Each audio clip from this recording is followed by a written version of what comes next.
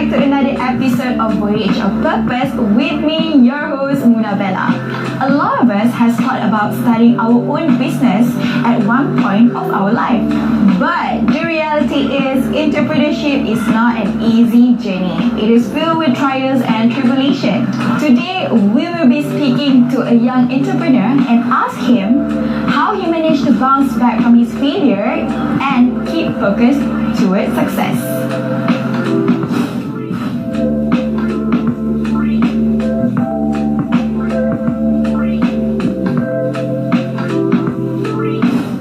Can you please introduce yourself to the audience? Hi, my name is Nadia Shafiq, one of the co-founders for The Lorry.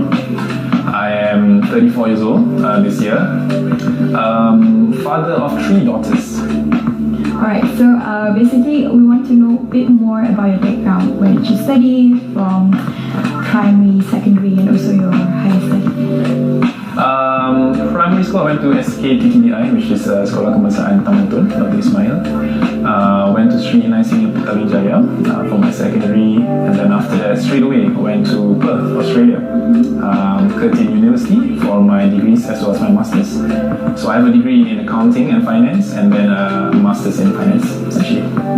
So from finance to business, logistic business. So what does entrepreneurship means to you? For me personally, entrepreneurship is about solving problems. So a lot of people think that entrepreneurship or entrepreneurs, they think about making money, right? Which is a common misconception actually. A lot of entrepreneurs, those mavericks you see out there, the likes of Bill Gates, the likes of Steve Jobs, these people, they are not in it for the money. They're in it to build great companies, they're in it to solve real problems, and to create impact. So for me, these 2 main factors, which is number 1, to solve problems for humanity, for your community, and also to create impact. So for me, The Lorry was built upon that.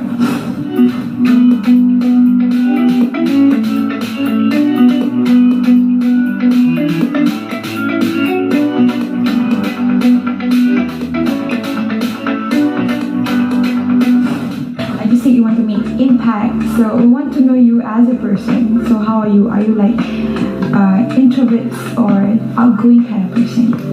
I have a co-founder, his name is Chi Hao. So both of us, we always say that we're sort of opposites, sort of like heaven and earth, in the sense that I'm a bit more outgoing, I talk more, I live and breathe by talking to people, and I get energy from talking to people. So in fact, during MCO, that was one of the worst periods of my life. We're talking about 2 years in solitary, not talking to people besides Zoom, right? So Zoom calls can only get you so far. There's only so much that you can do in terms of interaction. But now that we're a bit more, we're opening up, I feel more happy actually. So to meet more people, to be with you today, I feel more happy in fact. Happy to be with you as well for today. To be a successful person like you, in terms like having your own company, is there any habits that build up to your success to be right now? I think definitely if you want to become a successful person, you definitely need to go through failures, right? And I do not think that there's one entrepreneur or even a successful person in this world that has not gone through any failure.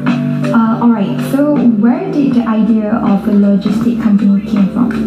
So the idea for The Lorry really came from our previous employment. So she and I, we worked at a logistics company. They dealt with mostly air freight. And what we saw really in this business, logistics overall, is that it's very inefficient. You can say they use archaic or even traditional tools in order to make booking, in order to track. So I guess it was very 1990s. It has been done the same way for the last 40, 50 years. So for us, what we want to do is to try to inject some technology into the business. And one thing led to another. We told ourselves, okay, logistics is big.